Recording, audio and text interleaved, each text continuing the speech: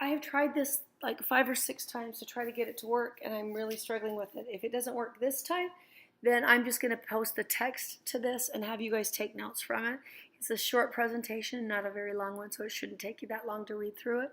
But I'm really praying that after having done this 5 or 6 times, that this time is going to work. This is presentation number 2, The Collision of Cultures, talking about the explorers in the New World. So I'm going to bust through this. Here we go. And I'm going to tell you the program has a glitch in it that it changes slides, and I don't know why it does it. So sometimes it'll change it. I'll have to change it back. Agostino Giustiniani was a Genoese scholar on Eastern Studies, of Eastern Studies. In 1517, he published a Bible in 5 different languages. He was a professor of Hebrew at the University of Paris. He published the first multilingual Bible, and he was a scholar of the time, and this was his observation of Columbus from somebody who was one of his contemporaries. He said it was Christopher then, whose family name was Columbus, Genoese by nationality, of humble stock, who in our time and by his own industry explored more lands and seas in a few months than virtually all other mortals in all the preceding centuries. It is an amazing thing, but has been proved and certified not only by the witness of many ships, but indeed by that of whole fleets and armies of men who have traveled there and back. So here's the next slide. We're going to talk a little bit about Columbus, even though we talked about him a lot when we read the document booklet and talked about it in class on Wednesday.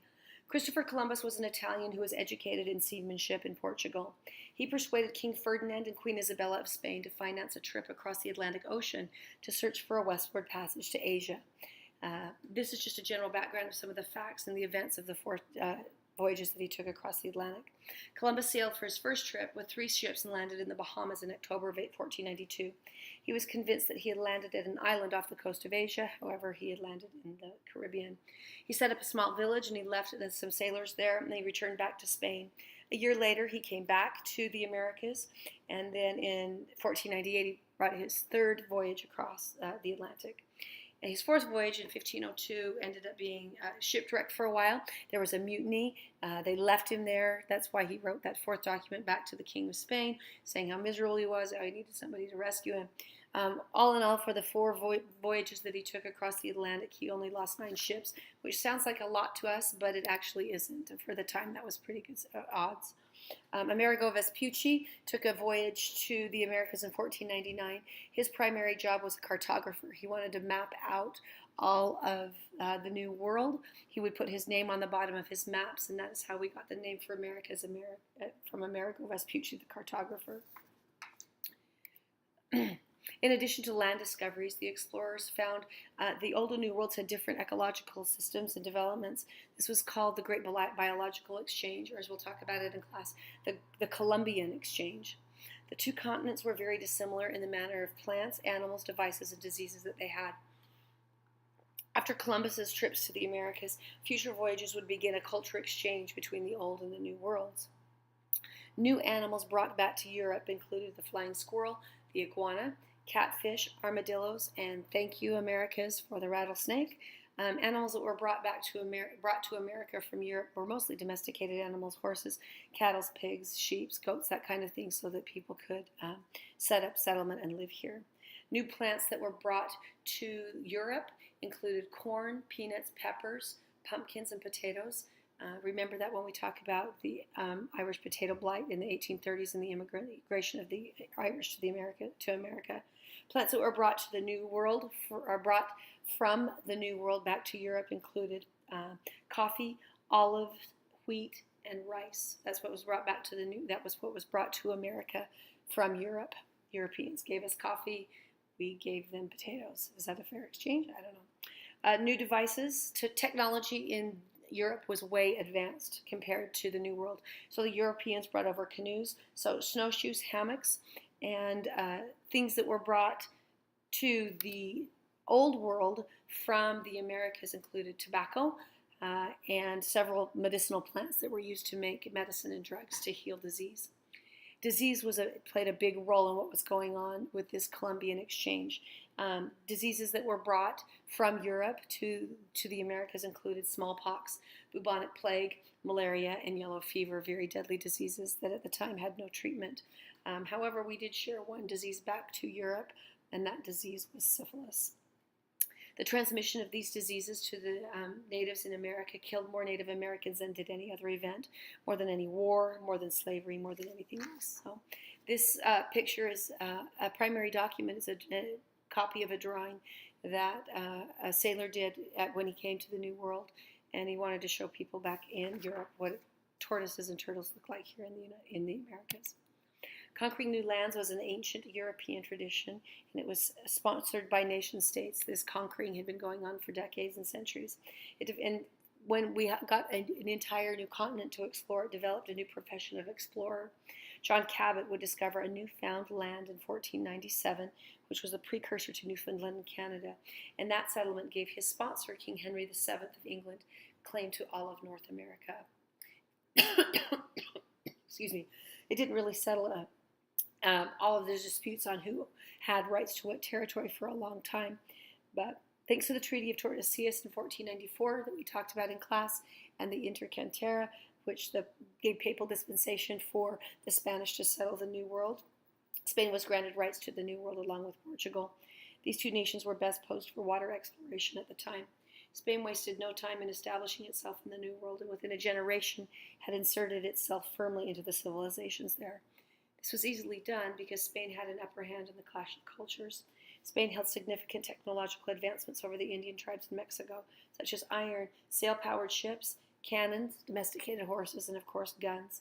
These easily made up for being tremendously outnumbered by the Native Americans, and as mentioned before, the sudden influx of diseases the Spanish brought with them also contributed to their successes. It suddenly dropped the Indian population from around 50 million in 1500 to 4 million in the 17th century. Hernán Cortés, a Spanish conquistador, did his part to conquer what is now Mexico. He led an assault on the Aztec Empire, at first defeating the enemies of the Aztecs, and then after their enemies were defeated, he persuaded the enemies to help join the conquistadors in fighting the Aztec population.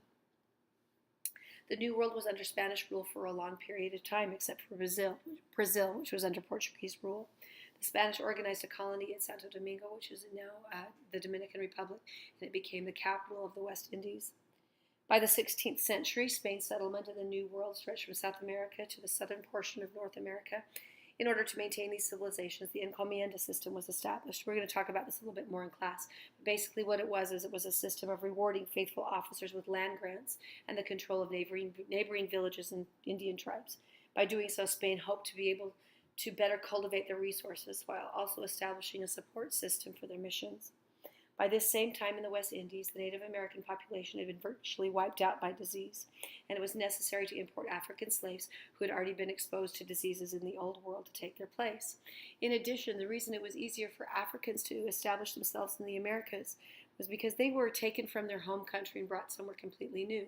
The Indians were trying to enslave them in their home country, so they would either refuse to work when they would be killed, or they would escape and they'd go back home to their families and didn't have to work anymore. So that made the system of Indian enslavement very difficult to enforce. Through the various religious orders of Catholicism, the empire hoped to establish Christianity in the New World. Differing methods existed for converting the heathen natives to Catholicism. By the end of the 16th century, most Europeans believed it was easier to convert them by force than by persuasion. This map right here illustrates the routes of the explorers that the explorers took. We've got Ponce de Leon, who established a short-lived colony off the Carolina coast. Panfilo de Narvaez explored Florida, and his crewman, Cabeza de Vaca, explored Texas after being shipwrecked off the coast and trying to find a way across the entire continent. Hernando de Soto traveled up the Mississippi and the Arkansas rivers, exploring the area that was populated by the Mississippian cultures and the Adena and Hopewell cultures that we talked about. And Francisco Vasquez de Coronado searched New Mexico, following up on rumors that there was going to be full cities of gold, what is now the current area where Santa Fe, New Mexico is. The biggest challenge to the Spaniards in North America were the English by a long way. Perhaps Queen Elizabeth's most dire threat to her throne came in the form of the Spanish Armada, which was dispatched in 1588 to defeat the British Navy and remove her as the queen. The Europeans were doing this all the time, trying to conquer each other and take over each other's territory. This so-called invincible armada was destroyed by a storm on the way without a single battle. After Spain's defeat, England had freedom to establish settlements in the New World. Some of the first English explorers were Humphrey Gilbert and Walter Raleigh. Sir Humphrey Gilbert has secured a patent to establish a colony in the New World. He tried twice to go across the ocean, and on his third attempt, he was lost at sea. His half-brother, Walter Raleigh, established a colony in present-day North Carolina, which is called Roanoke, and then returned to England. 3 years later, when Raleigh returned to the New World, the colony had vanished. Recent evidence shows that the colony experienced a severe drought and everyone starved to death and died. All right, here's our final slide. Class time will be spent discussing this material in depth. Come to class really familiar with the material and prepared to share what you learned with us. Your notes will be checked in class. I don't anticipate this having 4 pages of notes, 2 fronts and 2 backs, but I do anticipate it having probably a front and a back. Make sure you bring them into class so they can be checked, and bring your document booklet as well, because we're going to have a discussion about the explorers. Hopefully this will post, and you will have a great weekend, and I will get the bugs out of this for the next time I need to make a presentation, and my voice will be back to normal. See you in class.